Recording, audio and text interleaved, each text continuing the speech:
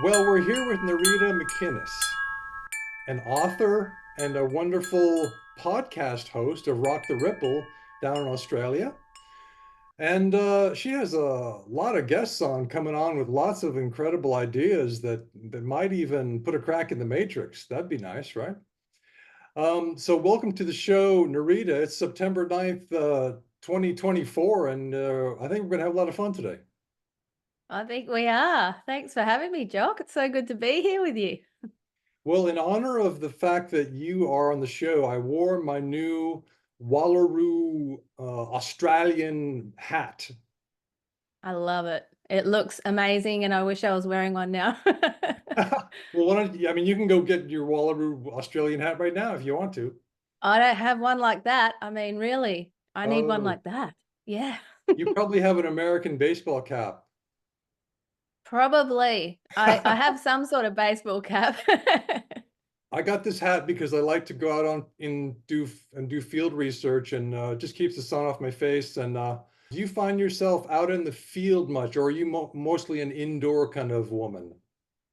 I'm a bit of both, really. I mean, obviously, I'm at home when I'm doing, or indoors, I should say, when I'm doing my podcast and working on the computer and that sort of stuff. I'm not one of those people who takes the computer to the beach and sits there in the sand, and because you get sand and shit all in it, so I don't do that. But I am down at the beach a lot as doing my walks. I love getting out in nature and doing that as well. So I try and do that pretty much every day. So I have to have that time out and be by the water. Absolutely love it. And yeah, it's just, I mean, you got to have a balance, don't you, Joe? If you can. Yeah, absolutely. You got to get outside because we can get so much done on the computer inside, but it's like eventually you kind of go, oh man, I need some nature, right? Yeah, definitely. Definitely. Go hug a tree or, get your feet in the ground, ground yourself. Yeah. 100%. Well, you've written two books, and the most recent one is called it's an astounding title. It's called The Truth About Reality. Oh, that was the first one. Yeah. The Wait, truth The of your Truth About reality. Reality was the first Yeah. one? Yeah. So that was probably back in 2016 or Oh, somewhere around okay. there. Yeah. Okay. Yeah. And then the other one that I wrote is called What If. So that was a more fairly recent one, which was me just playing with ideas of different questions that basically it's a book of questions and you flick to a page, there's one question per page, and you just flick to it and just marinate in that question and see what comes up. Everything. What's powerful is a powerful question. So you might not have the answer, but it gets you thinking. Mm. Well, we were talking before the show about how you've been on a journey because I see you as someone that has a lot of power, a lot of personal power, and you're expressing yourself. And I felt, oh, she probably has always been this way. And you said, well, it's been a journey. So tell us about the journey. Like, what were you like when you were a girl, a little girl growing up? Yeah. Wow. That was just a few years ago, of course, Joe. Yeah, no, a long, long time ago. Life was interesting. Like I've often talked to people about how, I mean, I'm really passionate about the personal development field, and I think I know why. Because when I was younger, I didn't believe in myself. My self-worth was very quite low. And I was I spoke at a festival recently, Jock, and I said it was so far up where the sun don't shine that even butthole tanning wouldn't give any light of day to the self-worth Hmm. thing. And so it's been a real journey of unraveling and coming to love myself for who I am and really just be really grounded in the fact that I am me and I'm a bit of a goober and I'll say the wrong things sometimes and I have a big heart and I just love being who I am. And I love seeing that in other people as well.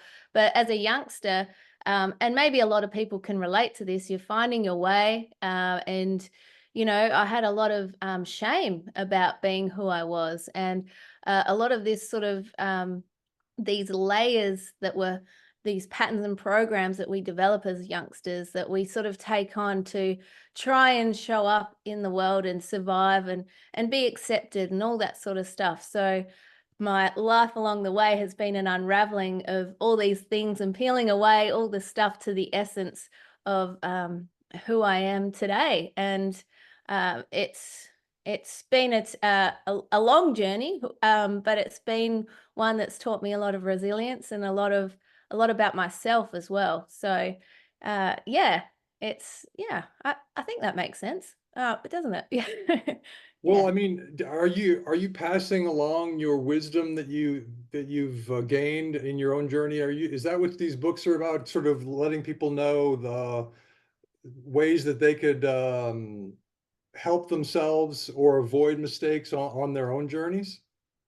Yeah, I mean, the first book I wrote quite a while back now.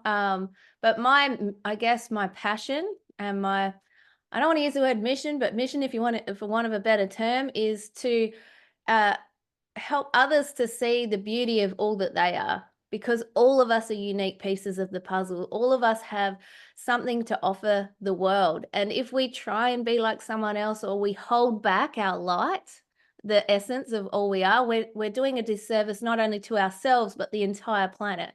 You know, we're here to show up. You're here to show up as Jock with your hat and be that Texan and awesome man that you are.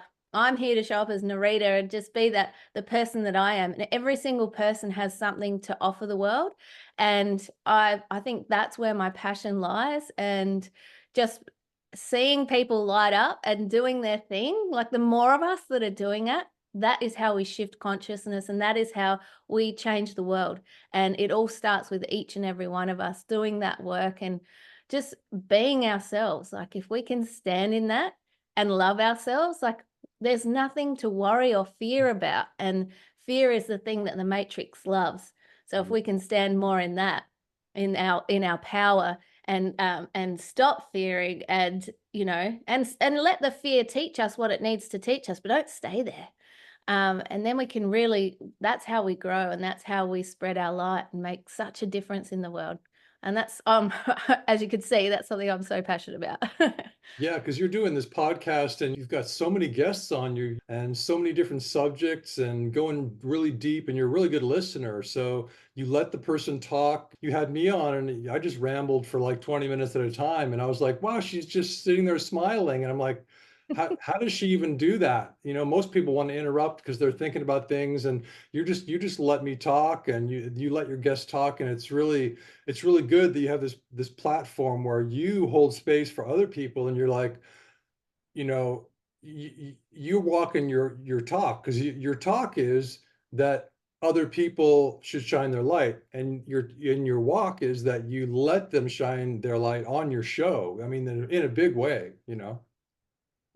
Yeah, thanks. Thanks for saying that. I love it. I feel so honored and grateful. And I loved our chat. I love just hearing what you've got to share and what all the guests have to share. Like that's the thing. Like it can be so noisy out there, but people all have their own bits and just everything that they have in their heart to share. So if we sit and listen and we actually hear what they've got to say, like we learn so much. And everyone has a story, many stories, and we can all learn from that. Some people will resonate with, some people we won't. Doesn't matter. We still take things away. And I think that's the beauty of stories and conversations with people, and just listening and to what people have on their heart. And when we do that, it creates ripple effects for all of us, and something that they might plant a seed that we didn't even know we needed to hear. And then that takes us on a direction. We're like, oh, I remember when Jock said that, and that just got me thinking about this. And then I had a conversation with this person in the grocery store, and then they told me about Terra, something that they watched that, like, and it can snowball from there. Or also it can just be something where you can just hear someone say something, you go, oh, I'm not alone. I'm so glad that person shared that story. I can totally relate. Yeah. Exactly. So is Mm. that why you called your show Rock the Ripple? Yeah, I called it for that for a few reasons. Like I love the way that it just flowed. Yeah. The Rock the Ripple podcast. And I love that when we each of us show up ourselves, we rock that ripple. Let's not just make ripples. Let's rock it. Let's just, let's create the best possible place we can that we can create, because we're all co-creators. We're all here co-creating this reality that we're a part of. So let's rock the ripple. Let's have fun with it as well, because a lot of the stuff that that is there is big and it's dark and it can be heavy. But it's also stuff that needs to be had the light shone on it as well, and because the darkness can't last in the light. So there's all of that as well. But when we spread those rock the ripple, spread those ripple effects, we just, you don't know how far it's going to go. That's really well said. And you Mm. sent me a journal. Yeah. It's called the Frequency Shift Journal, and it's got It is. the name of it is kind of embossed on the right there. And my hands are a little bit sweaty, Yeah. but anyway, it's right there, Frequency Shift, and it's really an amazing artifact. It's got kickoff questions. It's got the wheel. Mm, It's basically a way for us to see where we are, and then hmm set down our goals and what our what our vision is about where we want to be. And mm. then week by week, and if you're a girl, you can draw a dress on that one. And if you're a guy, you can just totally ignore it, because guys don't care about any of that. Week 2, Monday, Tuesday, Wednesday, Thursday, Friday, week by week, and there's many, I think hmm 90 weeks in here. Is that how many there are? 90 days. Yep. That's a 90 90 days. 90 days, but how many weeks are there? 13. 13 times 7. So it's a quarter. It's an Got official it. quarter. Yeah. Yeah, and so that's the very last image of the book, and it's frequency, and it's you're literally wanting to help people to get organized with frequency shift, Mm, and get their stuff together, because we all have things that we want to do, yeah. but there's things that are holding us back, and it may not be the world holding us back. It may be ourselves. Yeah. Absolutely. Yeah. And thank you for that showing that off right then. Yeah, it was quite some time in the making, the frequency shift journal, and it's not just a journal like you said, it's a planner, a notebook, a mindset and alignment tool. And when people get that journal, they also get access online to learn how to create their frequency shift activation, so they can reprogram their subconscious mind for their version of success. And as you can imagine, that's something that um, I'm really passionate about, because I was finding, like I was saying before, hitting so many brick walls, and my self-worth, and just like knowing I could do something, and knowing like I'm an intelligent person, why can't I do this? And that is the programs that we have running in our subconscious that we may not even be aware of. So those things back there that say I'm not worthy, I'm not good enough, or someone else deserves this, you don't deserve this, and just those sort of things. And so creating that frequency shift activation and shift script, and you're doing it daily, which is why the journal that you just held up is so powerful, is because you constantly and consistently do that work. And so it's, I mean, like you said, it can be us that's really holding ourselves back, because we create our reality. So if we want to see more of something in our lives, more love, then we need to show more love to ourselves. If we want to see more beauty in the world, then know that we are beautiful just as we are. If we want to see whatever it is, then it's up to us to kind of actively and consciously and on purpose do that sort of thing. And so yes, I'm really, obviously, again, that helps people and it's helping me too, so obviously it's something that I'm really passionate about. And I also just while we're talking about this, launched Shift Club, which is, so if people can't get their hands on a journal, they can still do this work, and they can do it for, it's actually a pay what you can thing. So people can, it's affordable. So anyone in the world can pay what they can and sign up for a quarter and basically do this work 1 week at a time, because I like to break everything down and try and make things as simple as possible so we can actually frequency shift, because we're made up of frequency, Jock, and we're energy, frequency, and vibration. So what do we want to, it's our currency, our frequency. So how do we want to show up and do that work? So yeah, that's what I've been doing, and yeah, love it. So you're making it easy for us. And so, I mean, if people can't get this, or they're like, oh, I'm too lazy to go buy this frequency shift journal, they can go online, so easy, and go, what's the website that they can go to? If they just go to my website, nereedamckinnes.com, and then they can click the tab that says Shift Club, and that they can just check it all out there, and they'll be able to see everything, all the information's on the page there. I can share the link with you if you like to. Yeah. Yeah, yeah. I'll have it in the description box for people. And it starts in October, right? Yeah. Oh, you already seen it, have you? Yeah, I went there to your site today and was looking around because I wanted to be prepared, because I guess Ah. I wasn't prepared enough to know that this was 90 days instead of 90 weeks. But I wanted to 90 be, weeks is a lot. yeah, that'd be a big book, you know. Yeah. Um, with really fine print. Yeah. Yeah, frequency, that's the key to it all. Now, obviously, most people would say, "Oh, I'm not in my own way. I'm doing my best. It's the world that's in my way." Now, obviously, we're not consciously in our own way. So what is it that can be stumbling blocks for us? Oh, it can be anything. So it can be those blind spots, and they're the things. Like, so for me, I've had I would be what, like, I remember this, the day that I was the frequency shift activation fell out of me after meditation one day, and that is because all this time beforehand I was hitting these brick walls, like I said before, of just, I would put something out into the world, and then I would kind of retreat back.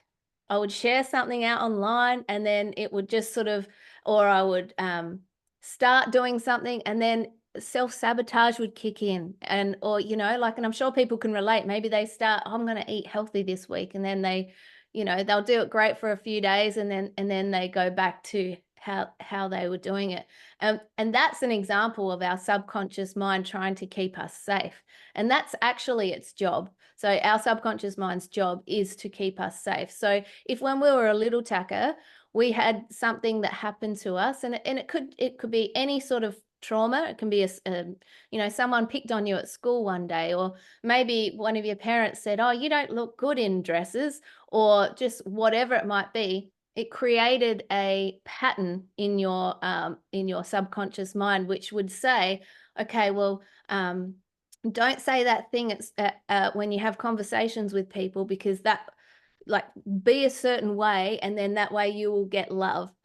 So that creates a pattern. So your subconscious mind will go, okay, so in order to keep safe and make sure that I'm accepted, or make sure I look good in dresses, or make sure I don't get picked on at school, be this way, and then you will be safe. Now, it might have helped you for a little bit as a little tacker, but as an adult, that pattern is still there. But so you don't probably realize that it's there, or you think it's you, when actually it's just a program that's running in your subconscious mind. So in order to shift that, and if you realize that you're hitting these brick walls, then there might be something there to look at and go, okay, so every time I do this, I self-sabotage. So what can I do to shift that? So with the frequency shift activation, for example, that is working on, okay, I want to be able to keep going and know, like, so you would reprogram what it is that you want to be able to shift. And now the beauty of this work is, I like to think of it as like the in-between work. So maybe you're saying to yourself, I attract amazing guests onto my podcast, and I get to speak to people like Jock, for example, those kind of things. So you start to see those kind of things shift. But another one is, if you said something like, I align with the frequency of my highest potential. Now, if you were to say something like that, which I absolutely have, and the people that I work with do, there is an excellent chance that your shit will come up. Because in order to align with the frequency of your highest potential, it means that all the other stuff that's holding you back needs to fall away. So it also takes courage to do this sort of work, because you'll notice that, okay, something's coming up now. I need to look at that. And that's something I need to heal or give love to, or just allow to flow through, something maybe that I haven't dealt with. And so when you're doing this in between work, then you might go and see a healer, or maybe a chiropractor, or have a session with someone that helps you deprogram something. So this in between work then is the consistent work. This is the going to the gym work. This is the building of the muscles. And then it allows you to have other opportunities for you to then grow and shift along the way, because you're not one thing is going to help everything. You are the one thing that will help everything, but not one thing, not one tool will give you all those answers. So I don't know where I was going, what the question was at the start, but I went on a roll, so I just kept going. It was really good because I was trying to get to the conscious subconscious um juxtaposition, because it's like we don't think of ourselves as a being that might be ruled by our subconscious thoughts, which were programmed by society throughout our life. We think of ourselves as people who have a conscious will that can get things done that we want in a conscious way to get done. And so, what you're saying is that there are ways to first recognize that we do have programs that are in our subconscious, right? And Mm. then to reprogram these subconscious thoughts so that our very, very powerful subconscious mind, which is directing our lives, whether we know it or not, can give us what we want instead of keeping us from what we want. Absolutely. You nailed it. That's the thing. And if you think about it, everything begins within. So the matrix and everything we see out there is a reflection of what we're experiencing in here. So if there's something that shows up in our life that's really triggering for us, that's usually most of the time an opportunity for us to grow, I like to say, but for us to look at it. Okay, why is that person really, why, when they said that thing, did it really bother me? Like, and really be able to self-reflect and to look at those things. And that's where the power lies. If we're always pointing outwards, we're never going to be able to improve ourselves and shine our light as bright as we can. So that's why this work is so powerful as well too. And like I said before, it does take a bit of courage, but it's the best thing that we can do in order to shift consciousness. If we want to see humanity thrive, because everything begins within, then we ourselves must thrive. So it's not about, oh, we've got to change the world, we've got to do all this stuff. It comes back to, actually, if I change myself, then that is how the world changes. And then it's not so crazy for us all. It's not so overwhelming. Each and every one of us can do that work. And that's where the power comes in. And we don't have to think of changing ourselves as a bad thing. It's not like we need changing. It's that we have been programmed with things that are not us that we Mm. need to dismantle so that we can get back to who we really are. Yeah, absolutely. That's the thing. That's the game, I think, we've had all this conditioning put onto us by, like you said, society, all the things that have gone on.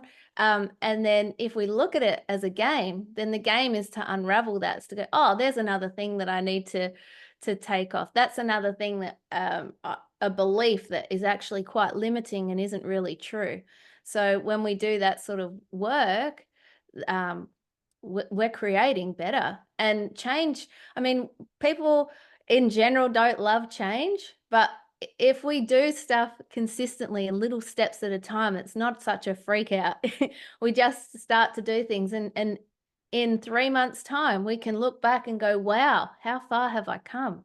But if we don't start and now, because the only time is now, then we don't get to see that progress. And we came here to evolve, grow, and make a change and be part of this crazy exciting time that humanity is in right now as well. So there's a lot for us to take away and a lot for us to share and shine. Mm.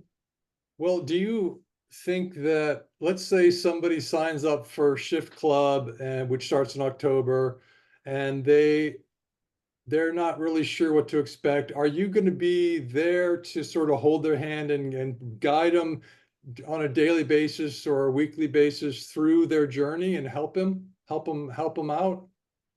Yeah, so how I've set it up is that there's two options. So the option one is an email only option. So that means it's super affordable, and they will be drip fed something each week. So on the first Tuesday of the quarter, we kick off, and then every Tuesday after that, they'll get their bite-sized piece to work along with, and the first 2 weeks especially, they're quite top heavy. There is a bit there for them to do, but then it sort of it sets up the whole quarter ahead. So they'll get something each week.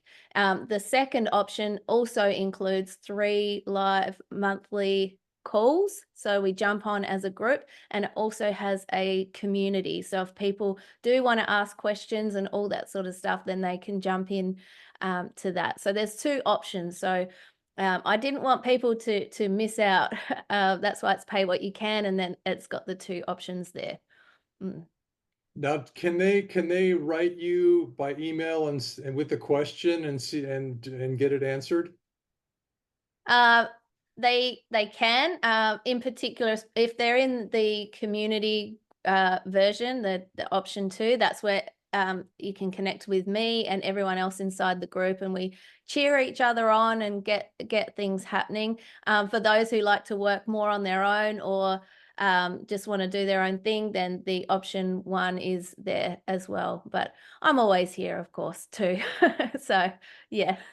Yeah, well, option two sounds really good because I think what people need more than anything is a feeling that they're not alone, that they have support in the world. Because I think that, the way the matrix has been set up, we feel alone, even though we might be out in a city where there's a million people. We're just walking around feeling alone. I remember there was this Instagram influencer who said the day that she got 1 million followers, she felt like committing suicide.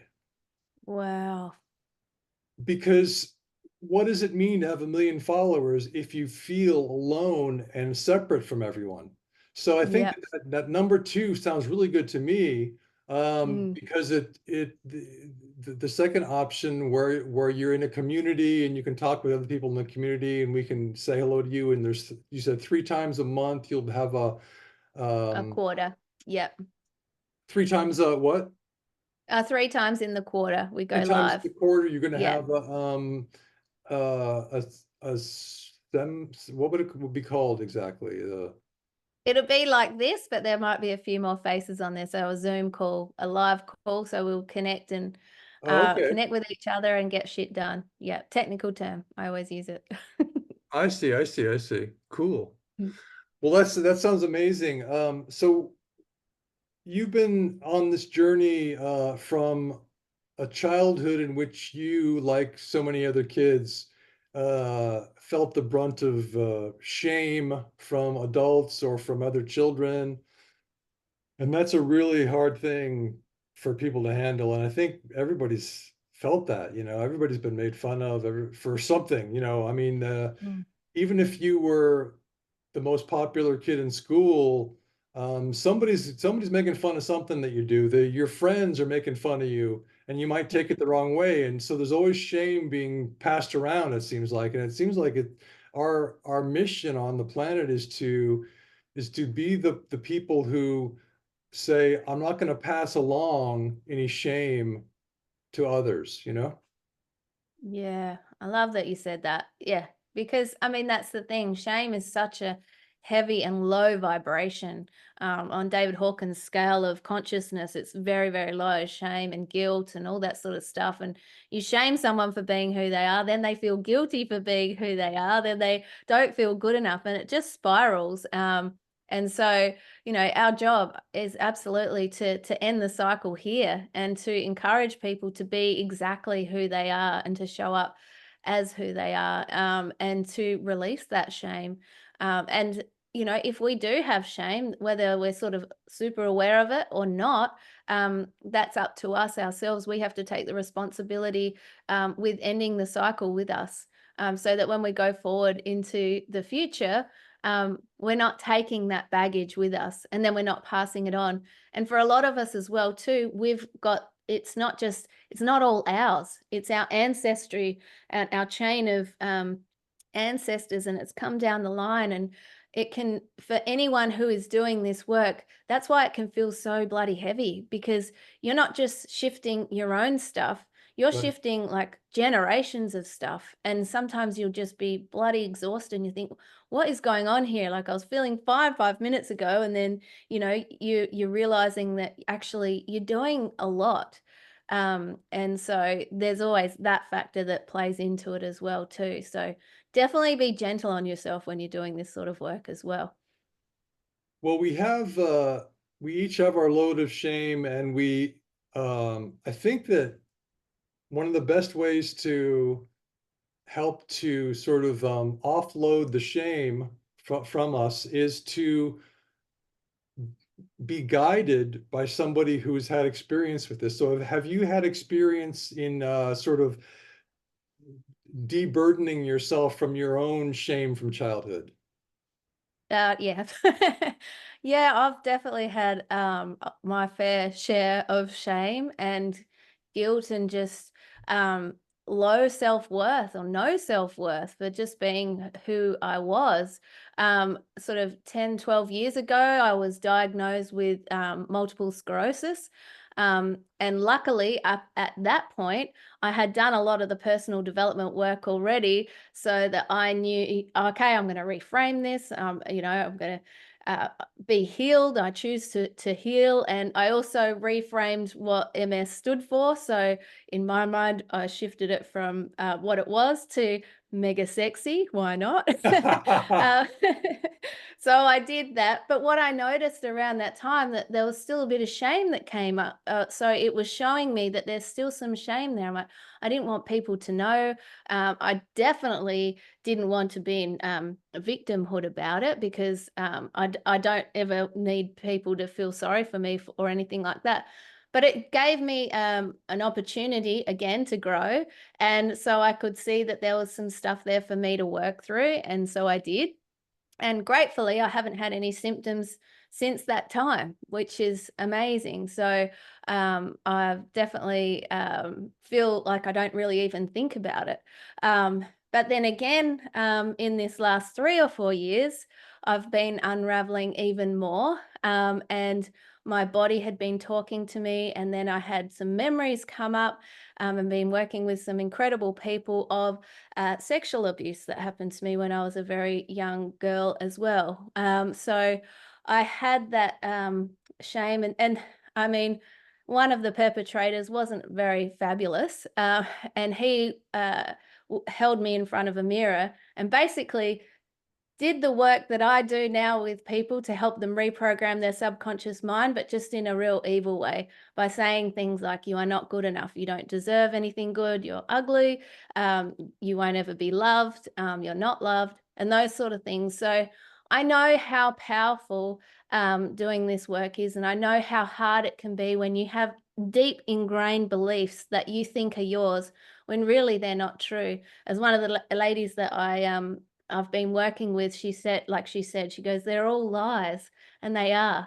And so when I look in the mirror now, and I encourage and invite people to do the same, is to give yourself a wink and a nod and give yourself a high five, because you're doing great, and to give yourself the love that maybe you needed, or you didn't know that you needed when you're a little tacker. So definitely had that I know that it can be a very heavy burden and it can feel like it's you, but it isn't you.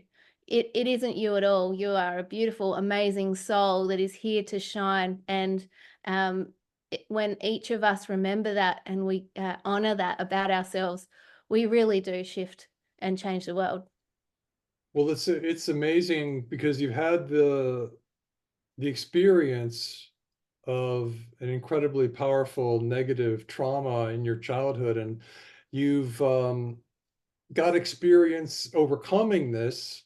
And I think that that's something that can really be helpful to people. So I think that if people are thinking about whether they want to change their lives, whether they might have some subconscious programming holding them back in their lives in many different ways. There could be 10 or 20 or 30 or 100 different ways that are unconscious, unknown programming is holding us back. Then I think that they might benefit from having you as sort of the leader, the shaman, we could even say, the one who takes the tribe, uh, who is sort of at the spear point and helps the tribe to move out of where it is to where it wants to be. I think we need to be encouraged. We don't have the courage to many of us to take these steps that you're talking about. And I think that if you're there helping and saying, I did this, I did this, I can help you. Mm. I know it's Yeah. possible because I did it. So that's going to help people. Yeah. Yeah. And ultimately, every single person is their own leader. Like, and what I like to do is provide a framework for people to be able to work and play with. I never go, if you just do this, this, and this, it'll work exactly the same as it did for me, because it won't. Because all of us have our own different ways of doing things and we all thinking from our own perspective. But I love to be able to be there to create the framework that people can play in. And I do believe we can do this work. And I say this quite a lot. It's not always fun and sexy, but the rewards are just amazing, because when you let go of that heaviness and the stuff that's not serving you anymore, it's just so freeing, and you get to just be who you are, and it's great. I'm a massive goober, and I love a good dad joke, and I wobble my words sometimes. It doesn't matter. It doesn't matter, because it's just me being me. And if we can all just be ourselves and, yeah, just be kind to ourselves and give ourselves the love that we really are, we can because we can only love to the level that we love ourselves. So the more that we love ourselves, that's where the power comes in, because and that's how we, like I said before many times, shift consciousness and change our lives for the better. Right. And I think a lot of people might say, well, how do I love myself? But what I've found is that we don't have to we don't have to run toward ourselves with a big embrace and a hug and a kiss. What we all, because we see our faults and we go, how can I embrace that? But all we have to do is accept what we are, and that is love. We don't have to Mm, overwhelmingly embrace all the things that we regard as faults. All we have to do is say, you know what? I accept that I have this thing that's me. I accept that I have these different characteristics, and that's all you have to do. That's love. That's what mm, that's like what a parent does when the baby's born, and they say, I accept that this is my child now. They're mm, not, hopefully they're not criticizing and saying, I don't accept you, I don't accept you, I don't accept you. They're accepting that. That's what parental love is. They don't have to do more than that. Oh, they fed you, yeah, and they clothed you, and they accepted who you are. Well, that's all you need to thrive, you know? yeah, I love that you said that. And it actually just, what you're explaining there is unconditional love. So you would unconditionally love your baby. Your child might shit you sometimes and might do the wrong thing, this and that, but you still will always love them and you accept them. Right. So you do that for yourself, That's where the magic happens. And that's the thing. We've got unconditional love, which is all encompassing, and then conditional love. I will love you if you make your bed and go to school on time. I will love you if you do this and do that. And so that's where those patterns and programs come in.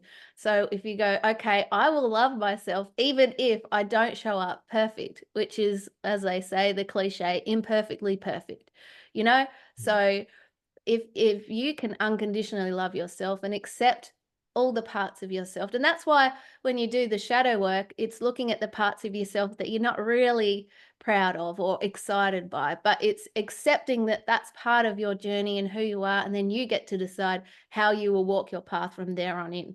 So that's the beauty of it as well. I think people would be surprised at how accepting other people are of them. Like if we go into a party, Yeah. we're thinking, a lot of us are thinking that we're not accepting parts of ourselves, and we're like, oh, they're probably thinking this about me that's negative, and they're probably thinking that about me that's negative. Whereas no one is thinking any of that. They're like, hey, there's that really cool woman, Nereeda, with that great smile, and you're thinking, oh, I didn't do wear the right blouse today. It's not the right color, and they're like, they don't even notice that. They're like looking at your smile, and so I think that the world is more accepting of us than we think, and that we're the ones who are perhaps our own stumbling blocks. Yeah, absolutely. Absolutely. And that's why it's really good. Like even if you do nothing else after this chin wag is just to go, okay, how am I talking to myself? Like just notice. Like what are the things that you're saying and are they really true? Because you're so right. We can be the most critical of ourselves.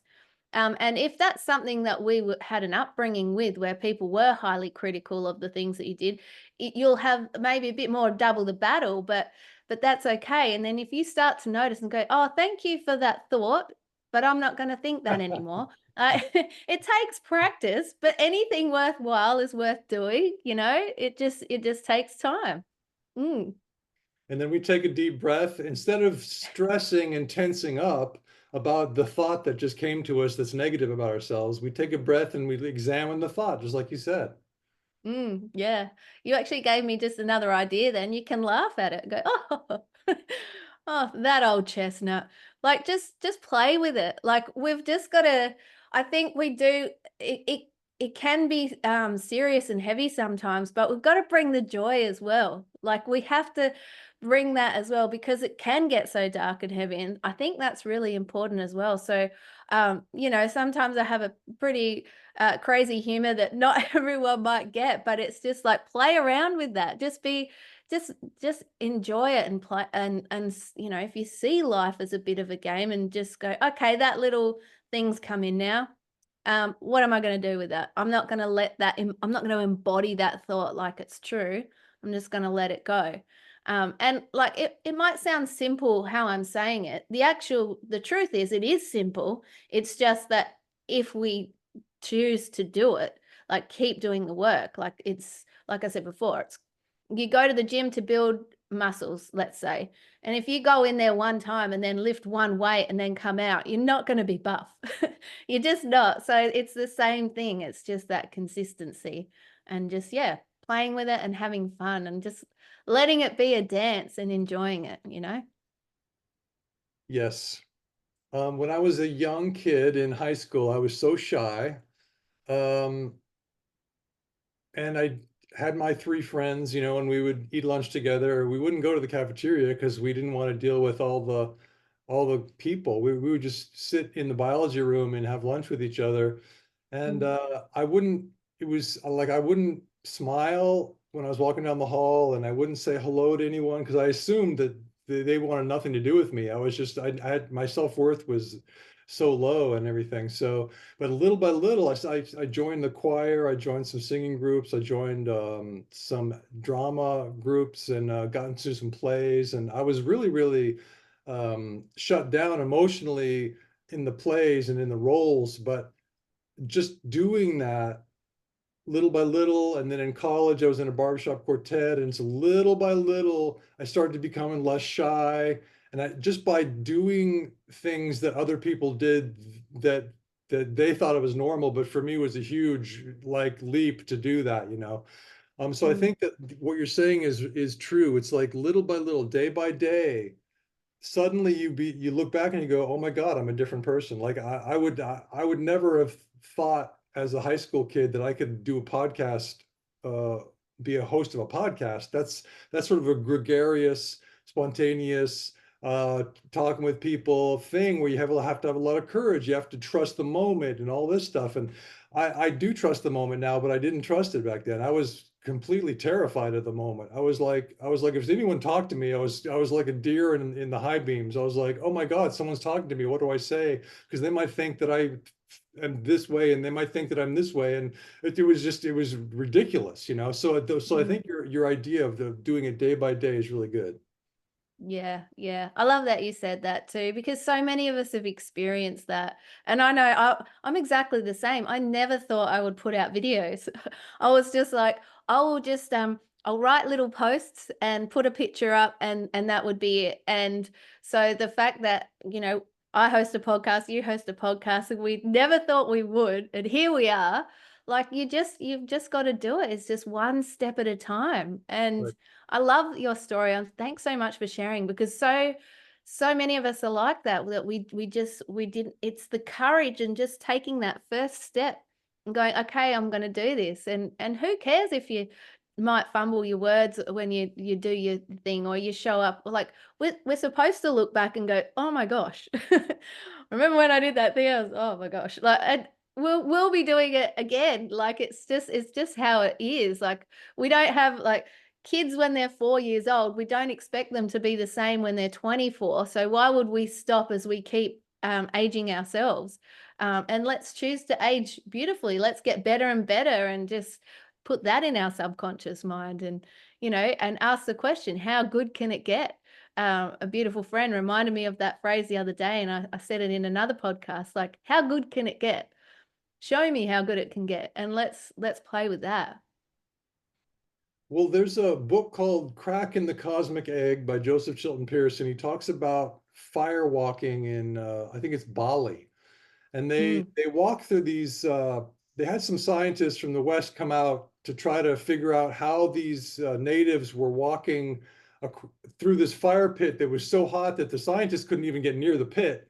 Meanwhile, these natives are fire walking through this intense heat, and so the scientists couldn't even study what was happening because they couldn't get near the pit, you know. Um, so mm, so Pierce talked about how the children in the society would learn to firewalk not by being trained. They learned by simply observing the ceremony, observing the adults. In other mm. words, the adults were the example, and the children clicked into that. And it's like we're designed to do this. We humans, animals, I think, we're all designed to click into the example of the adults of the tribe. So I think that you are an example for us, and we can even if we just get a little taste of you on this podcast, and we see a few other podcasts that you do, that's enough for us to click in, to have the ability to switch out of our traumas, because we see that you did it. We Mm. see that, and we're able to somehow magically click into that example that you've given as an elder of the tribe. Yeah. Elder of the tribe, I love it. And there has been so many people that have helped me in that exact same way, and I just love that. And that's why it's so important for all of us to do it, because then that next person in the ripple that we're rocking, that next person will help someone, will help someone, will help someone. And it's just, and ultimately you're helping yourself anyway, because I totally believe that we all heal ourselves. We can all heal ourselves. We can all make magic happen. We're the alchemists.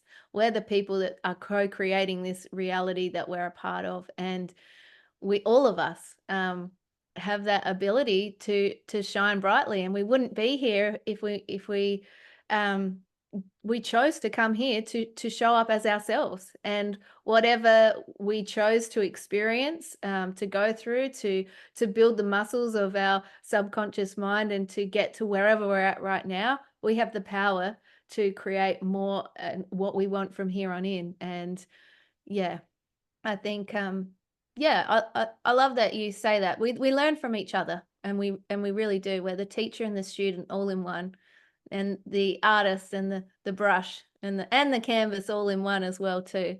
We're all painting our reality, and we all get to learn from each other. Yeah. This is a really important thing. It's bringing it back to ourselves, because many of us in various communities, like I'm in a community of people who deal with subjects like extraterrestrials, secret space program, the time as something that we didn't think that it was, where you could access time and all at once, where you can access today, you can access the past, you can access the future all at one time, like a movie in a DVD, in a DVD player. You can access any scene. So these are all really large, sort of out there subjects, and I think it's really good that you are reminding all of us in all of our various communities where we're dealing with these big subjects, they're cutting down the rainforest. We need to switch to being vegans. These are big subjects, but you're saying, let's also remember that everything is starting with us, and our viewpoint on things is going to be influenced by whether we have dealt with these childhood traumas, this childhood programming. Yeah, I love how you articulated that, Jock. It's so true because it does it. And I'm a massive fan of diving down all of those rabbit holes that you've spoken about. And it's all happening, like it's all there. I love it. And I'll always do it. But ultimately, we have to have that balance too, and to come back to who we are and remember that we are the power and we are responsible for ourselves, and that we can create this to be whatever we want it to be. And when it lies with us, that's the power. That's the power. We get to shape the reality. And so, yeah, how you said it was even better. So we'll run with that. Well, would you say that we're victims? um, it depends on the what someone is thinking. I don't see myself as a victim. But I would have at different points in my life, like especially when I was younger and before doing a lot of this work. When we're in victimhood, we are giving our power away to a perpetrator. We're giving our power away to someone else. So in order to be the power of who we are, we have to know that we are the power. We're the tree in the storm. We're everything. So we don't give our power away then. And so being in victimhood about like in like and to be clear, hope so I want to articulate this properly. We have been victims of things. Like stuff happened to me when I was young. I was a victim of something that wasn't great at all. But at the same time, I'm an adult. I'm not going to be in victimhood about it now. I choose to shine my light, and I choose to let that be an opportunity for me to grow and shape my reality. But if you stay in victimhood, then you're not in a place of being able to grow. It's the same as being in fear. Like if you're always in fear, it's another place where you're not able to make good decisions, and you're giving your power away to fear. So anything that you're giving your power away to is taking away from who you are. So if you can stand in your truth and give yourself the honor of that as well, then that's where the power lies. But anything else is sort of giving that away. Does that make sense? Yeah, it seems like what you're talking about is like it's a way of framing reality, so that because each of us goes through these traumas as a kid, and then if we as adults can look at these traumas as ways of saying, oh, that's a lesson that was being taught to me that I can benefit from, as opposed to another way of looking at it, which is that son of a bitch. I'm a victim, and sadness, depression, fear descends on us. And then, as you say, we lose our power in that Mm. moment. And as long as we stay in victimhood, we're disempowered. So you're just saying, look, we the world happened to us. We came into Earth where things are not perfect. Nobody had a perfect ride. The richest people on the planet, the kids that grew up spoiled rotten, they'd say that was hell.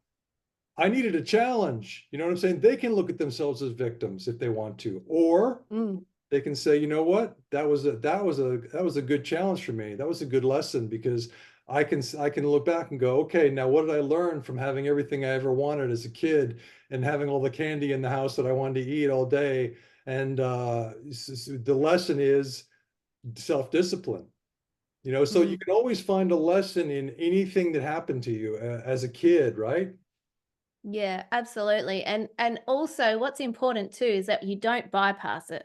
So you can see the experience and then see the lesson, but also there's the gritty bit, and it's really important that you feel that as well too. So um otherwise you're not actually processing what's there, because our body is made up of energy, and those traumas are stored at different place of our energetic body, and we need the energy to flow. And if we bypass it by not doing the work, like, there have been tears, there have been times when you're sitting on the floor and you've got to let it out, and that's your energy flowing. So that work is really important too. So I really wanted to highlight that as well too. So yeah, shitty stuff happened. And yeah, it was gritty, um, going through, remembering and feeling it, but it's important to feel it. What's important is to honor it, but then not stay there as well. So I think that's where the self-awareness can come in, because you've got to feel it. Like anything that's, you've got to allow that energy to flow, emotion, energy in motion. We've got to let that to flow as well. And that's also being loving to yourself. That's showing yourself self-love, because you're honoring all the feelings, not just the good, happy feelings. You've also got to honor the really tough, sad feelings, or the feelings of anger, and whatever might be sitting there. That's where the power lies, is not just thinking it's rainbows and unicorns, because you and I both know that it definitely isn't. But honoring all parts of the puzzle of your life, and then when you've done it and you've sat in it and you've processed what you need to process, then you choose, well, I'm not going to be a victim. I'm going to shine my light brighter than ever. I'm going to use this tool to catapult me to the next level, or to just help someone, or just, like, and your compassion grows as well. And we all have experienced trauma on some level. If you're living in this society of humanity, all of us have. And so it's up to us to choose how we move forward from that. But I really wanted to say that, because we can't bypass it either. Right. Well, I call this planet trauma sometimes, um, Good because name. because you're right. It's just the way it is here. Um, and other planets, it might be wonderful. Alex Collier talks about the Andromedans and how they're born into the world, and how as soon as they're born in, or before they're born in, they're told that they're loved, and they're brought in with a song, and the society is just loving them from day one. There's none of this critiquing, and somebody's an alcoholic and somebody's beating their wife, and so there's divorce, and there's none of that. It's just the Andromedans take care of their kids in this beautiful way. And so there are societies where the trauma is virtually zero. I mean, maybe there might be something that happens one day, but Mm. here it's just all day, every day we're being attacked by, our parents, our teachers, society, our friends turn on us. Somebody steals our boyfriend or our girlfriend. Then we thought they were our best friend. So it's like endless trauma. But I think what you're saying is it's like when you get a massage. The best massage therapists are they're giving you some serious sensation. It's you got to call it pain, and the Mm, pain is going to bring you to your muscles and your tendons and your ligaments to a better place. So you got to go in. The best massage therapist I ever had would absolutely be merciless. She was yeah. merciless. And this is what this if we're able to have the courage to look at what all these traumas that happen to us with the right intention of dissolving these, as you say, traumas that are sitting in our energy fields, stuck, is making us stuck in our lives. If we have the courage to go in and work with them and dissolve them, then that's going to help us a lot. I love that analogy that you use then because it's so true. It is so true. The best ones do, they get right in there but you know how much better you feel after you've done that work. It's just, it's awesome, isn't it? Yeah, short term. Mm, It's a short term pain, short term trauma for the long term goal of release. We need to be mm. released from so many things, right? Yeah, yeah. And sometimes those things like it's the fear about doing the thing than actually doing the thing. Like when you like someone might be, I don't want to look at that thing because I might get sad. But when they finally do and they just like let it all out, they're like, oh man, that wasn't really bad. I just had a big cry and, just shook it out. And so Yeah. sometimes like it's the thought of the thing rather than the thing itself. I agree. I agree. And Alan Watts said, if you meet a ghost, run straight toward it. Yeah, yeah, run straight Don't toward run it. away. Go straight Yeah, toward it, and it'll disappear. yeah, yeah, yeah. It's facing that fear and doing it anyway, isn't it? Because then we're in action. If we're in Mm, action, it's so much easier for us. If we're just sitting at home, being in fear, thinking about all the possible terrible things that could happen, it's so mm, terrible. And so anything that you actually do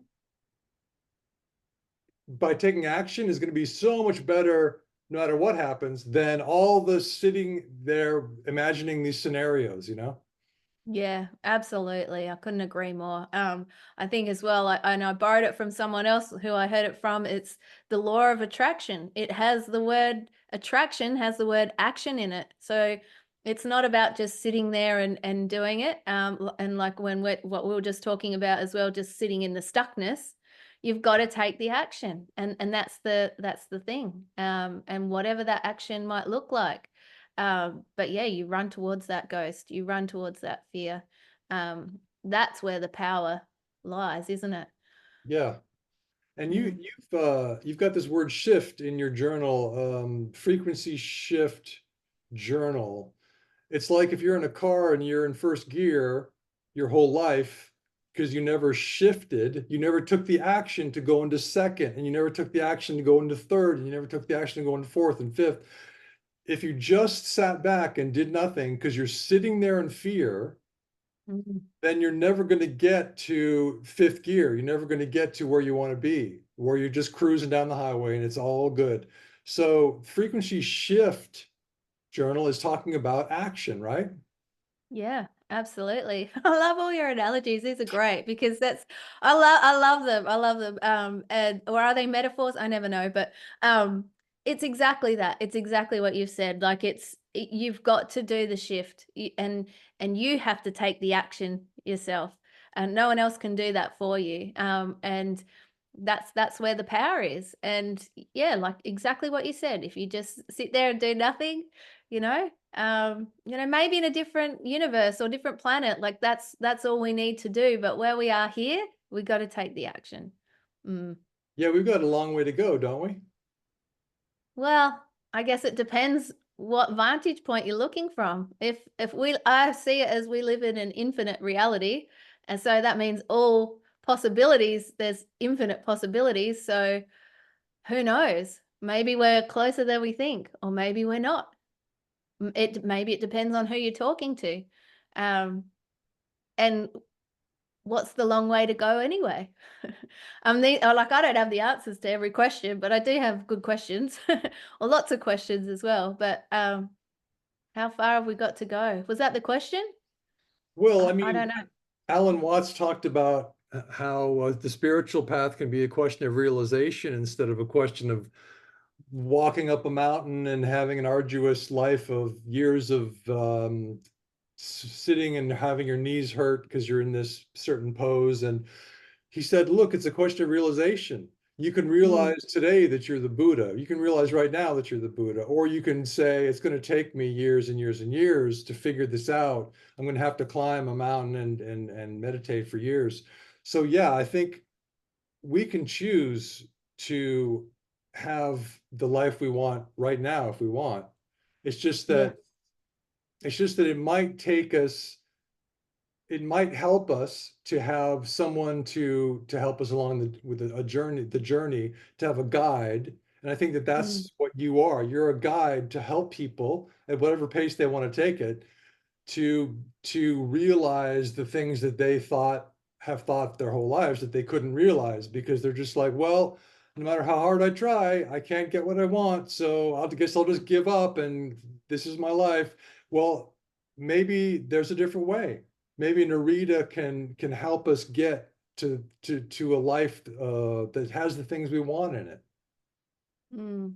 Yeah, I mean, we all have the potential, all of us. And as you were talking as well, Jock, you made a really good point, and it's something that I'll talk about as well too, is ultimately the only time that exists is right now. So what you said, if you choose, like if you're, let's give the example of you're an unfit person and you want to become a fit person, you choose now that you are going to be a fit person. So I am a fit person. Now, when you look in the mirror and if you went for a walk right now, would you be feeling fit? Probably not. But you think like a fit person now, and that is how you become fit. And so it's remembering that everything happens right now. So when we're shifting consciousness, when we're shifting frequencies, we've got to remember that it's happening now. So we always speak in the present tense, that I am this.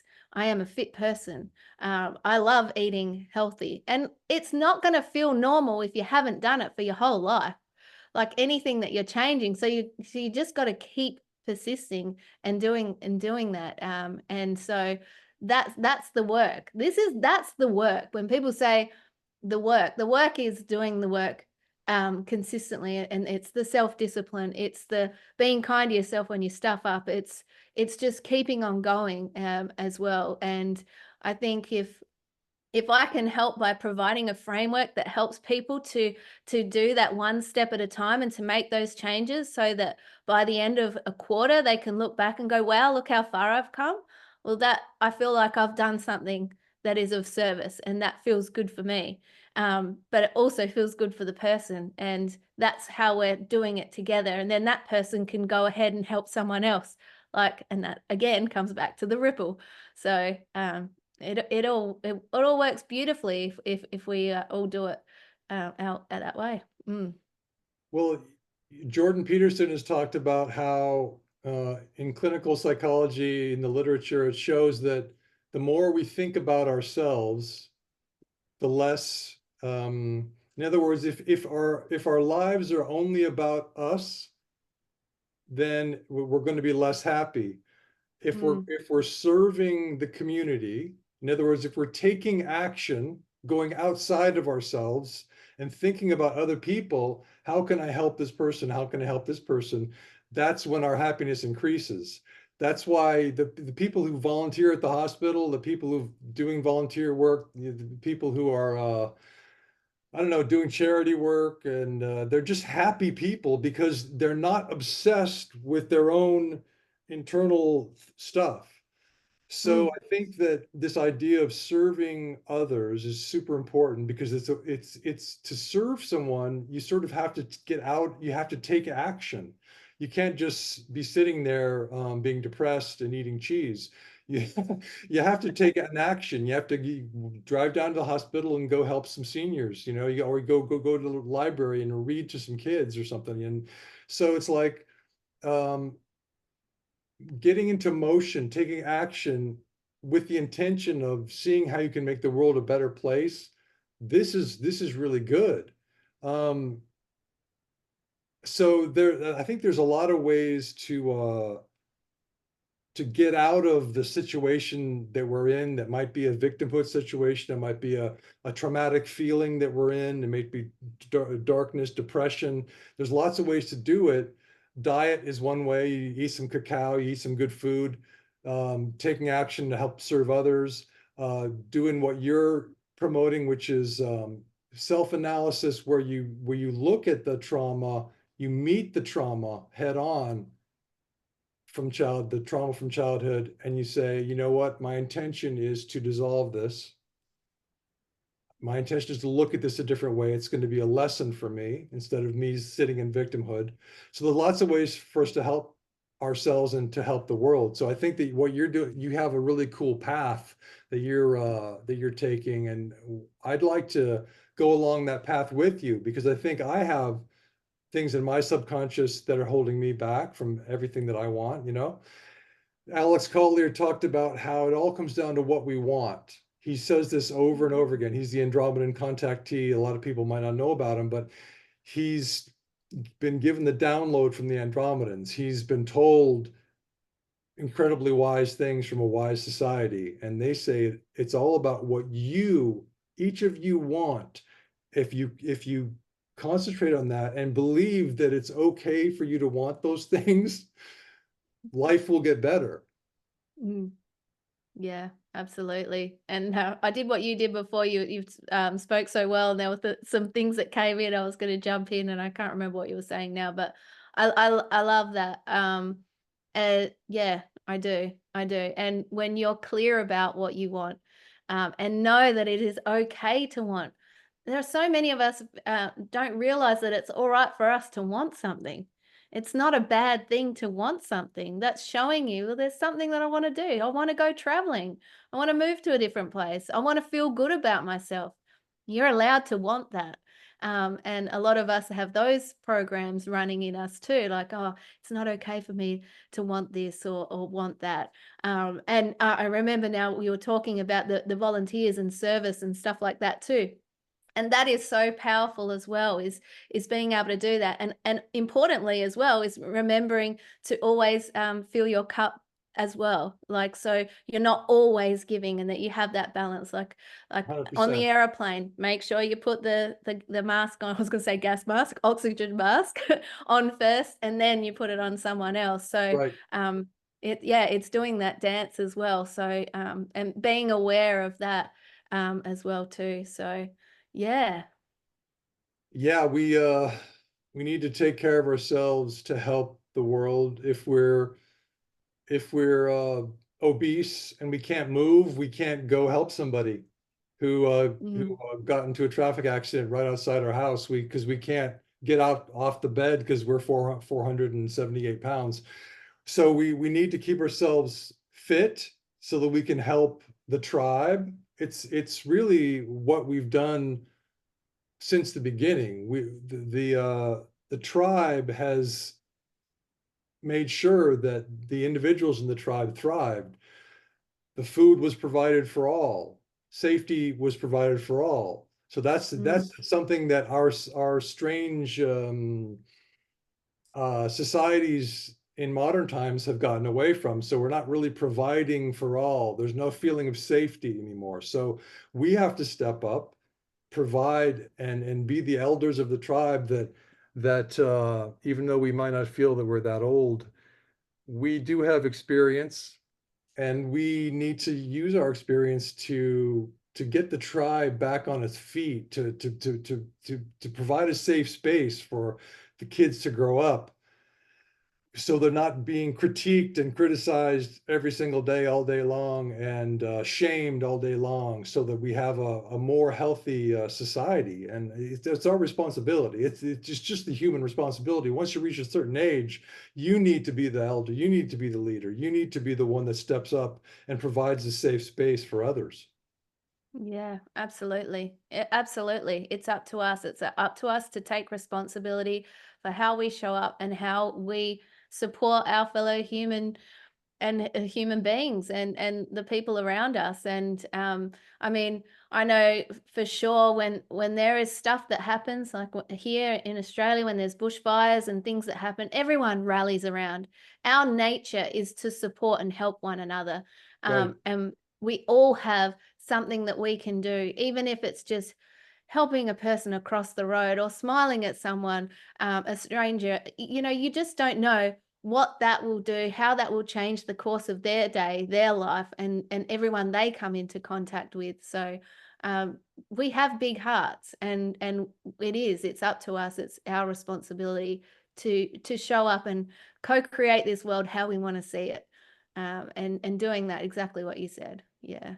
Well, I'm always amazed at how big our hearts are in the face of all of the attacks we've suffered throughout our lives, because it's daily attacks from all sides for all of us.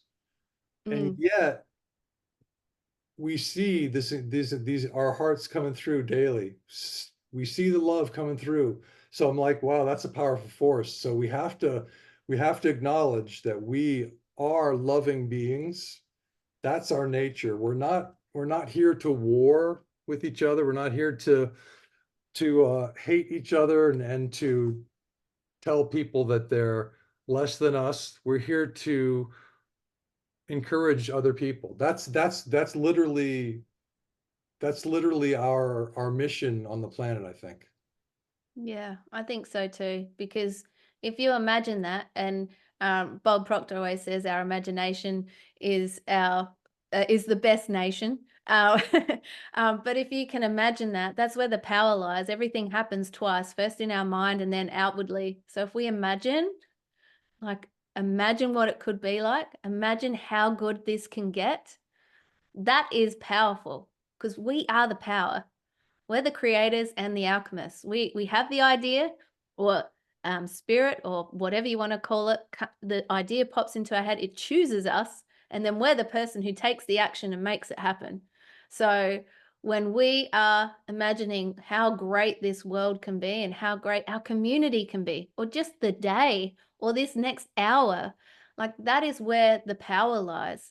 Because we could use our brain to worry and imagine about all the horrible shit. And I know because I I used to worry my face off, but that doesn't serve us.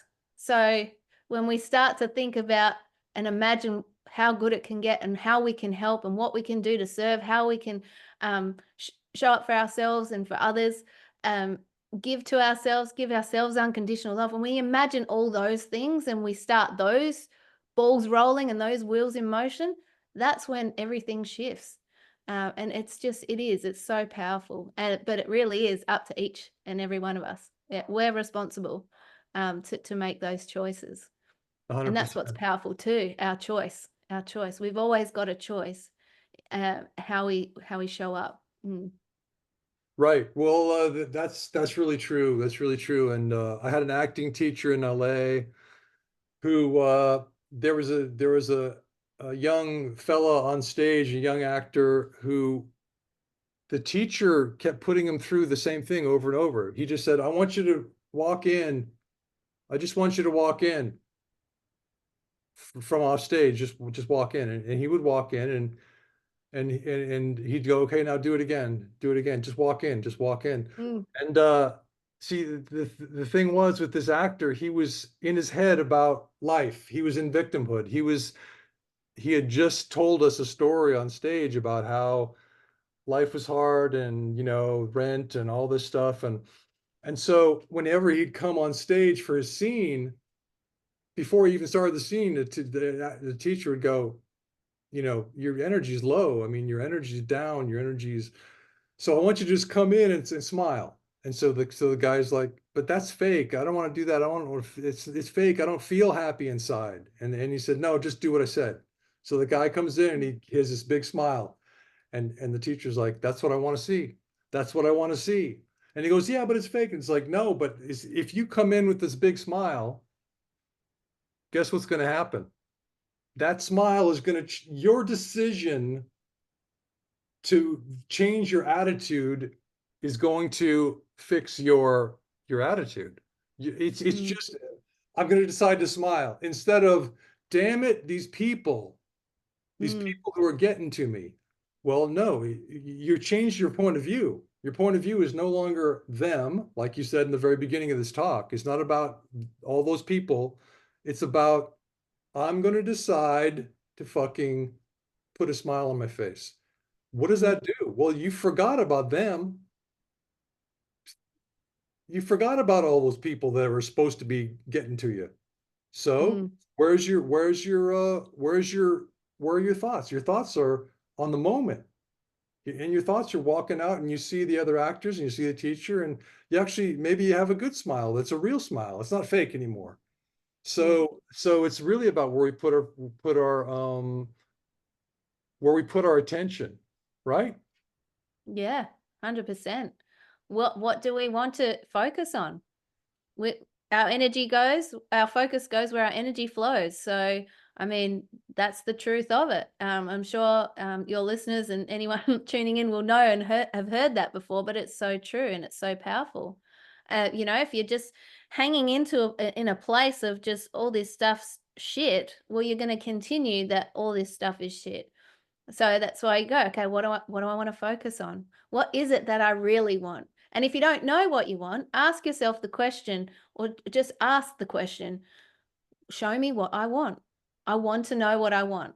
And your subconscious mind, because its job is to keep you safe and also do the things that you ask it to do, uh, eventually you will see what you want. Like if you play the game with, all of a sudden you want to buy a car, you want to buy a red shiny car.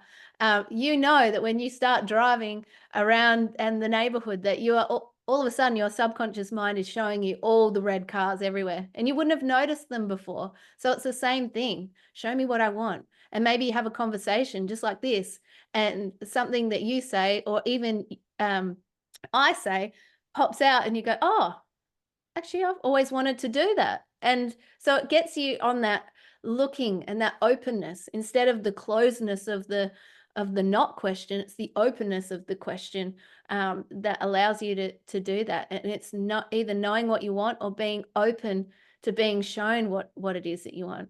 I Right, mean, right, right. yeah, it's so powerful. Well, when I was younger, and we're going to wrap this up in a second because I know you have things to do because you're a famous podcast host. Um, You're hilarious. As are you, Jock. yeah, I got my 10 episodes. So uh, when I was younger, probably early 30s or so, I thought I wanted to be a private detective. And I thought Mm, that's intrigue, that's solving a mystery, that's amazing. And so I thought I knew what I wanted. Now this was just sort of one of many things that I wanted, but I thought that would be really cool. That'd be a cool life. And I told this to my friend one day, and she immediately said, "Oh my God, there's this man that I want you to that I would totally employ you to like surveil this guy that works in publishing that I know.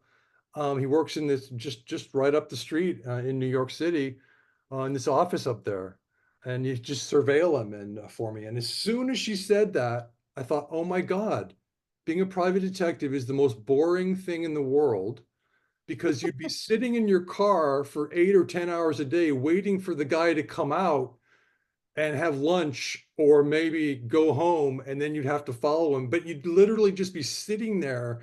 And I thought, and instantly I was like, oh, she brought it down to earth, and now I don't have to worry about being a private detective anymore because I didn't know what I wanted. I thought I knew, but I mm, didn't. I had no clue what I wanted, you know? mm. Yeah, and so many of us don't. And so many of us are just working it out as we go. And then little by little you seeds will be planted, or you if you trust your intuition and the guidance that you get, because that's so important, is really trusting yourself and being open to the synchronicities and noticing them, then you start to follow that, and then it leads you, it can't lead you wrong. Your intuition and your inner guidance is there. It's your internal guidance system. So it's there to guide you with where to go. And I think when you come back to that self-love and that self-trust as well, that's where you'll be taken to where you need to go. And you have all the answers within anyway. And I used to remember hearing people say that, like, you're exactly where you need to be, or you have everything you need. And I'd be like, oh, stick it up your ass. What are you talking about? But the thing is, it's true. You do have everything you need already. And you just have to trust that and trust your guidance. And you will be shown, and you will if you allow it, you will trust yourself and you'll show up exactly how you need to, in any given moment, and just trust that things are happening for you, and just, yeah, be kind to yourself along the way as well, and just enjoy this game of life that we're all a part of, all at the same time. Well, that's a great way to look at it, because if we see it as a game, then we have the courage to go to the next thing in the game. If we see it as work and this thing where we have to achieve to have some sort of self-worth, or we have to achieve something to be worthy in someone else's eyes or our own eyes. Mm, So if we saw it as a game instead of all that nonsense, then we go, oh, you mean it's just fun? mm, It's just the moment. It's not the achievement that then I can show somebody a plaque that said, I did this and therefore you should respect me. It's total nonsense. mm. It's total nonsense. All that stuff about achievement and success in Western society is total, to me, is total nonsense. I'm a vice president of a big corporation. So did you give your kid a hug today? Because Mm. that moment of you hugging your kid and telling your kid he's going to be okay, and your kid says, I love you, dad, or I love you, mom, that's the thing. All these plaques and awards and Academy Awards and all this nonsense, it's just nonsense. So um, we if I like this idea that life can be a game that we can play instead of work. Mm, yeah, play instead of work. And I mean, you know better than anyone with the work that you do with the playwrights, and just, it like we're the star of the show. Like, so rather than sitting on the sidelines, remember that we're the main character of our lives. So what do we want? What do we want the show to look like? What do we want our blockbuster life to be? And then we get to just play with it, have fun, paint it, and just have a good time as well. And there will always be bumps and things like that, but how you choose to handle them really is up to you in the game. Mm. Well, that's so in a way, if let's say you had your frequency shift journal, where is it? Where'd it go? Here it is. It's got dark where you Um, are. so this frequency shift journal, um, in a way, you're writing your own script for your life, right? Absolutely. Absolutely. You are writing your own script for your life.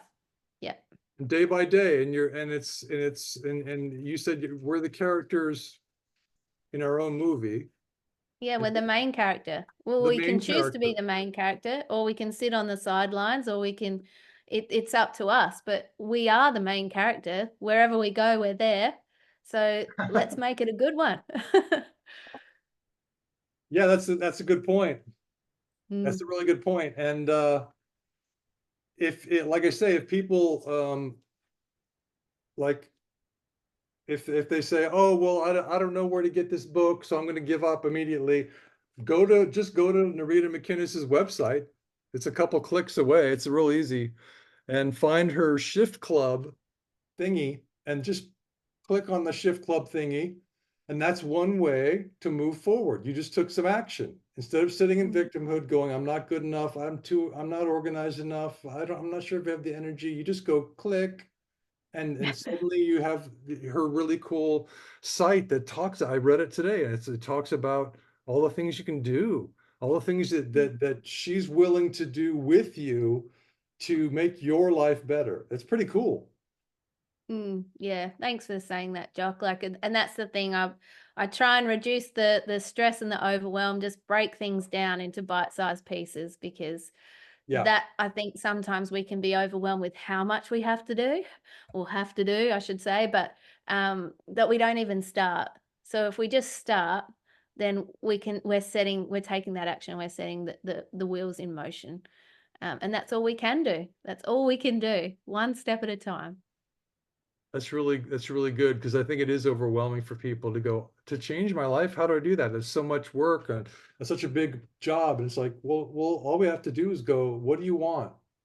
Write down Mm, what you want today. What do I want to get to? What do I want? What do I want today? Who do I want to be tomorrow? So it's mm, a small thing, and little by little, we can get there. We don't have to make it a monumental task. We can just have some fun and say, what do I want today? What do I mm. really want? Yeah, what do I really want? These big tasks, there's only one way to take care of to do them. I mean, I write films and I want to direct films, and it's like you can't just make a film No. tomorrow. You have to go, what kind of film do I want to write?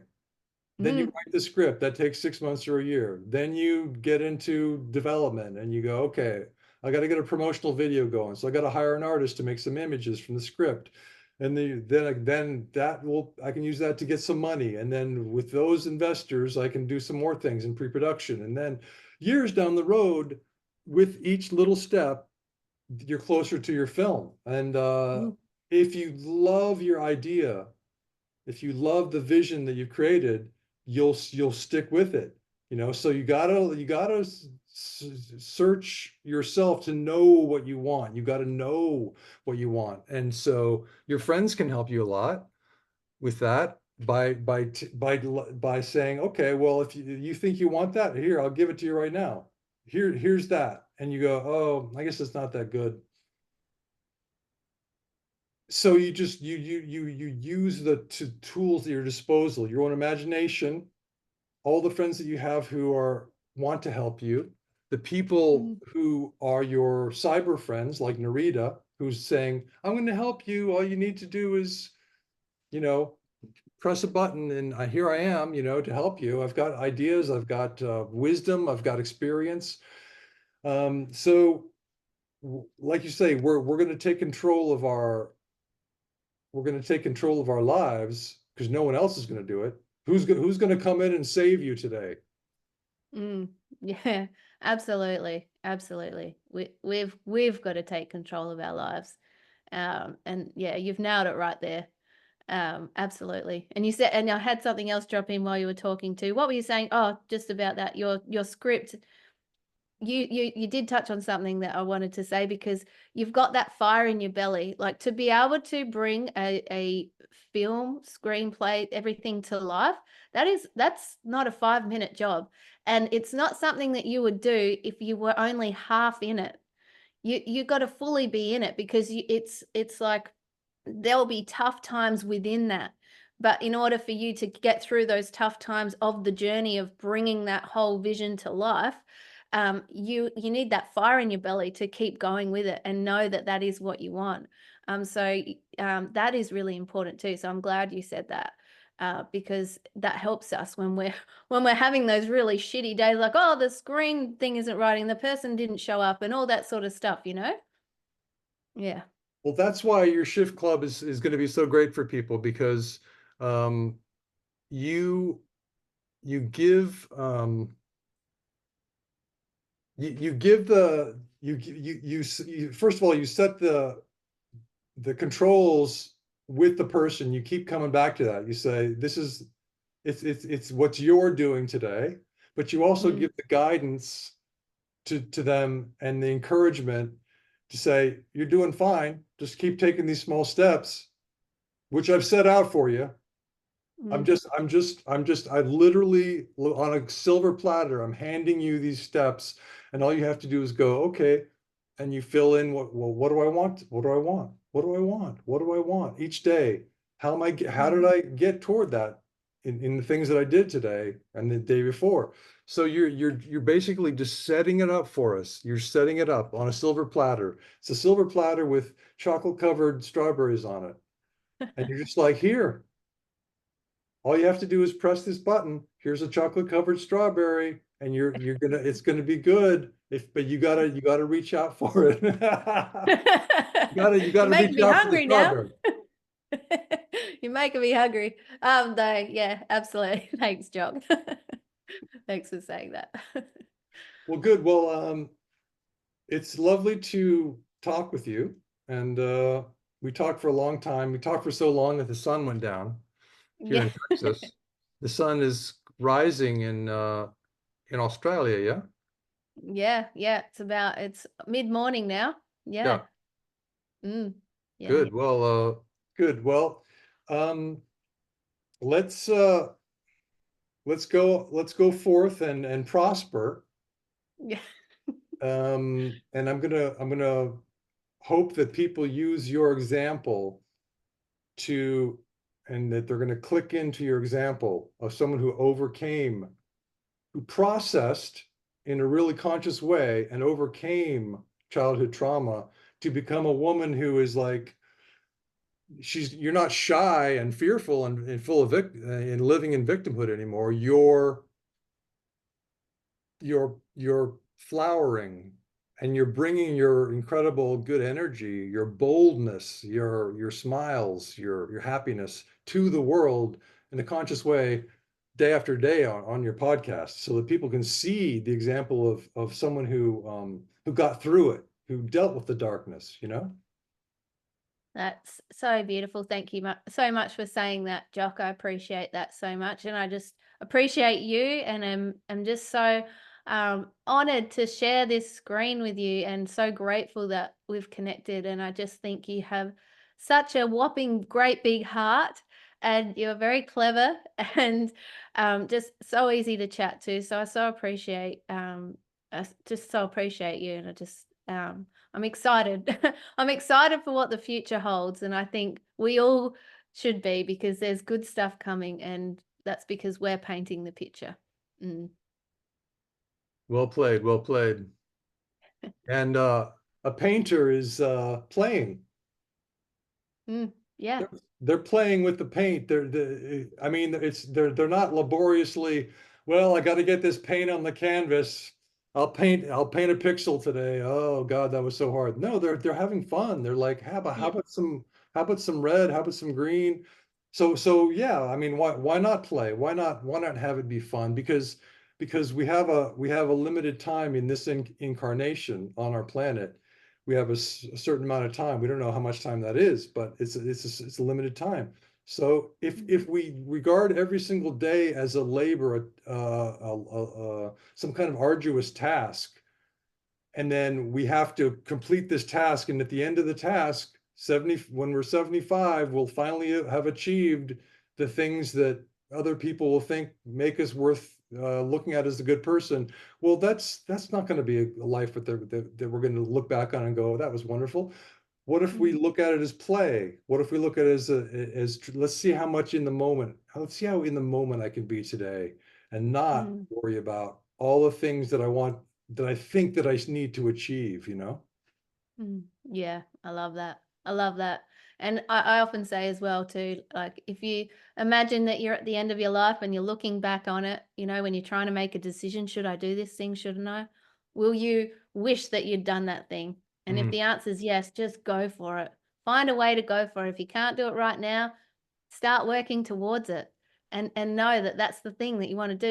You don't want to get to your end of your life and go, oh, what if I'd done that?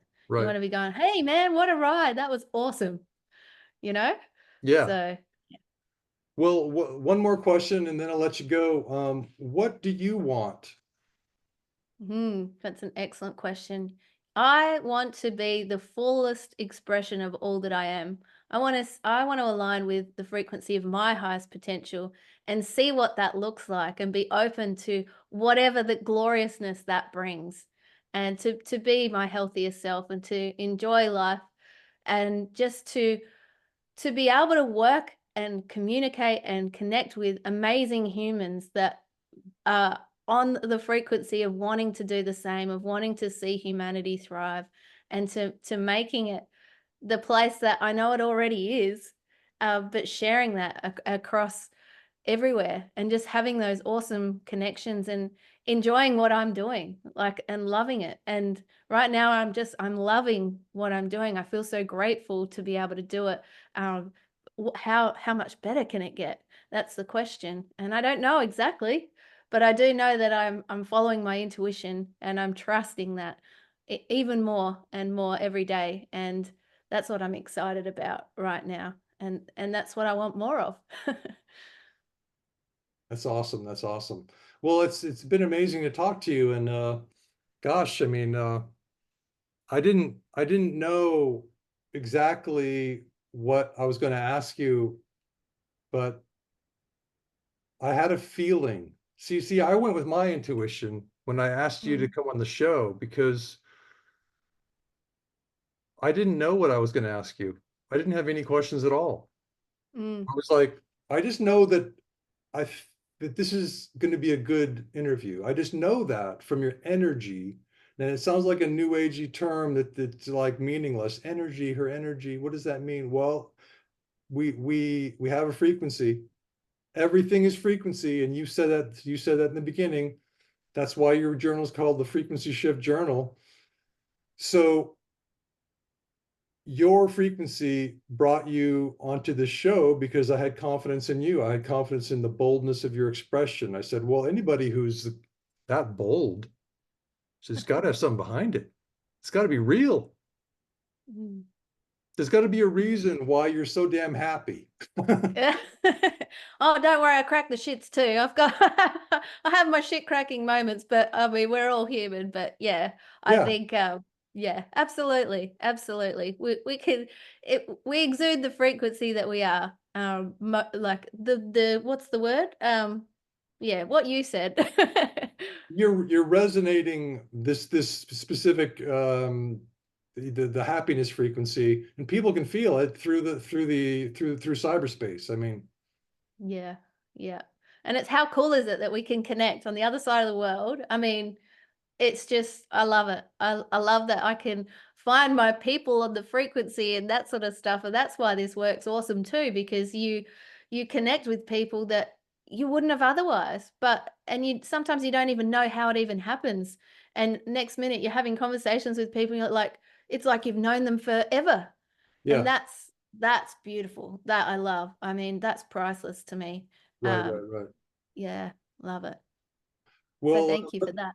you're welcome. Thank you for coming on, and let's continue to connect with amazing people and realize that we are a tribe. We are one tribe with many Mm, different colors, right?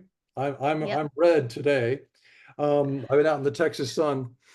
And some people are white, some people are brown, black, yellow, blue. The Andromedans can be blue. Rain. Um, Yeah. but we're all one tribe. And then I don't want to get too philosophical, but the biosphere, we're all related. The tree behind me which is in my driveway is an oak tree that's related to humankind back in the day. So we all sprang from a common ancestor, presumably. Mm, So we all have a kinship, and mm, this is so there's no reason that we shouldn't all take care of each other. The oak tree is taking care of us. It's providing shade in the summer and habitat for squirrels and birds, and we're taking care of the oak tree, by making sure it's got enough water in the drought, and so all these things we can take care of each other. That's what's happening. It's not even that it's Mhm. our responsibility, like you have to do this. It's just what's happening. The Mm, birds are taking care of their young. That's just what's happening. mm, So let's just, if like you say, if we get into the flow, then it's all going to work out fine. We're all going to take care of each other naturally. We don't have to be told or tell ourselves to do that. We're going to naturally want to go volunteer and read some stories to some old folks down at the hospital or down at the clinic. We're all going to want to take care of each other. mm. If we just realize that that's who we are, right? That we got, Yeah. you said it, we have so much love in us, and so we might as well just express it. We might as well let it out. Mm. Yeah. Amen to that. Absolutely. Absolutely. Mm. Well, thanks for coming on, and we'll talk in the future and stay in touch. And I think people would really love to go connect with you over on your website and check out the Shift Club, this new thing that you've come up with, which is a beautiful way of moving toward our dreams, moving toward our visions for ourselves, for our lives. Mm. Thank you so much, Jock, and for sharing that and just for being here. I really appreciate chatting to you today. So thanks for having me. Absolutely. Thank you for coming on, and we'll stay in touch. And I want to make sure that I bask in the energy of your smile some more. So, Thanks, Jock. okay.